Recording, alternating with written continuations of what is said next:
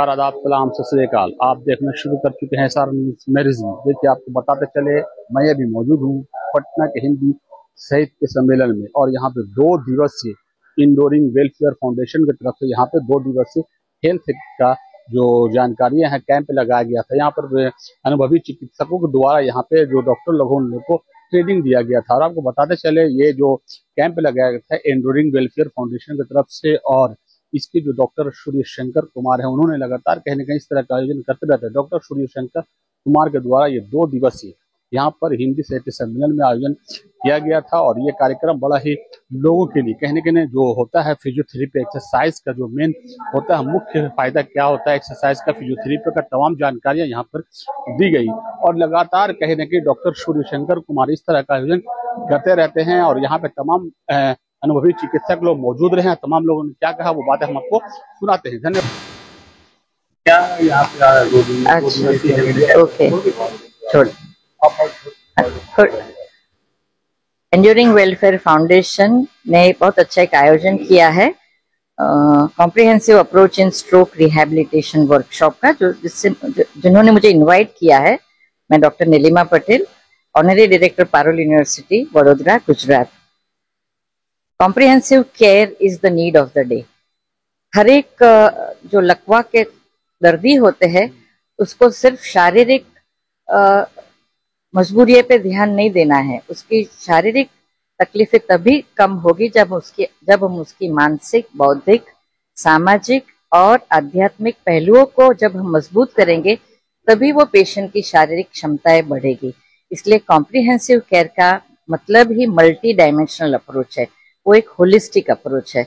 तो ये सब 5 जो डायमेंशन है, physical, mental, emotional, social and spiritual, ये डायमेंशन को कवर अप करते हुए एक स्ट्रोक पेशेंट को हम कैसे स्वनिर्भर, अपने आत्मसम्मान और आत्मविश्वास से हम अच्छे से अपनी लाइफ जी सके एक फैमिली और कम्युनिटी में, वो हमारा उद्देश्य था। और उसकी वजह से मैंने ये इनविटेशन को एक्सेप्ट किया है। Thank you. इस तरह का जो आयोजन होता है खासकर हेल्थ के लिए, कितना लोगों में अवेयरनेस और फायदा होता है? नहीं, ये बहुत ही लाभकारी है कई प्रकार से। एक तो जो इस क्षेत्र में काम करने वाले प्रशिक्षु हैं या प्रशिक्षित हैं, उन्हें नई तकनीक से वो अवगत होते हैं। और जब कोई वरिष्ठ शिक्षक आकर के बताता है तो उनका मार्गदर्शन होता है, और उसी तैयारी के साथ वो सेवा में जाते हैं जिस सेवा में है वो। और ऐसे आयोजनों के माध्यम से और आप सबके माध्यम से आम जनता की ये संवाद पहुंचता है कि किस प्रकार से हम जो अस्वस्थ हैं, बीमार हैं, खासतौर से जो शारीरिक मानसिक रोगों से पीड़ित हैं, लकवाग्रस्त हैं, तो उन्हें कैसे हम शीघ्र ठीक कर सकते हैं, उनको आत्मनिर्भर बना सकते हैं, उनको स्वस्थ कर सकते हैं। कितना लाभ मिलता है खासकर स्वास्थ्य में? तो मैं doctor Narendra Kumar Sinha, president Indian association of physiotherapist. इस तरह के आयोजन से मरीजों के साथ साथ फिजिकल थेरेपी जो इसका ट्रेनिंग ले रहे हैं उनको भी काफ़ी फायदा होता है, ताकि समाज में उनके दायित्व है अच्छा इलाज करना, लोगों को खुशहाल रखना। उसमें फिजियोथेरेपिस्ट लोगों का बहुत बड़ा अहम भूमिका है। तो इस तरह का आयोजन से नए नए टेक्निक का उन्हें ज्ञान होगा, और कैसे पेशेंट को अच्छे से अच्छे ढंग से हम ट्रीट करेंगे, इसकी जानकारी लेकर के मरीजों के लिए बहुत लाभदायक होगा। और मैं समझता हूँ कि आज के दौर में सबसे इम्पोर्टेंट एस्पेक्ट्स है जो कि हमें कंट्रोल करना है, वो स्ट्रेस, जिसके चलते ये सारी बीमारियां हो रही है, और वह मुख्य कारण है।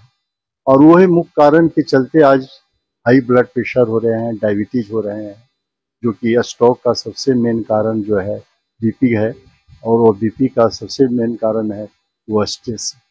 तो इसका निदान के लिए हमें लोगों को जागरूक करना पड़ेगा, फिजिकल एक्टिविटीज के साथ मेंटल एक्टिविटीज को भी प्रमोट करना।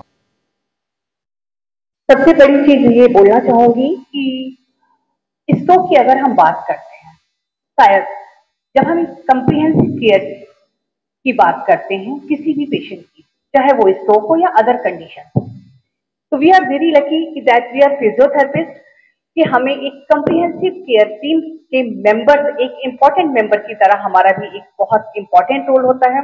और खासतौर से जब स्ट्रोक होता है तो एक ऐसी कंडीशन है जिसमें फिजियोथेरेपी के बिना रिकवरी पॉसिबल नहीं होती है। Physiotherapy, occupational therapy, speech therapy, सारा ही पूरा कम्प्रिहेंसिव केयर होती है। तो डॉक्टर सूर्यशंकर को मैं धन्यवाद देना चाहूंगी कि उन्होंने पटना में मैम को यहाँ पर बुलाया और इस सब्जेक्ट पे, वेरी इंपॉर्टेंट टॉपिक पे वर्कशॉप कराई।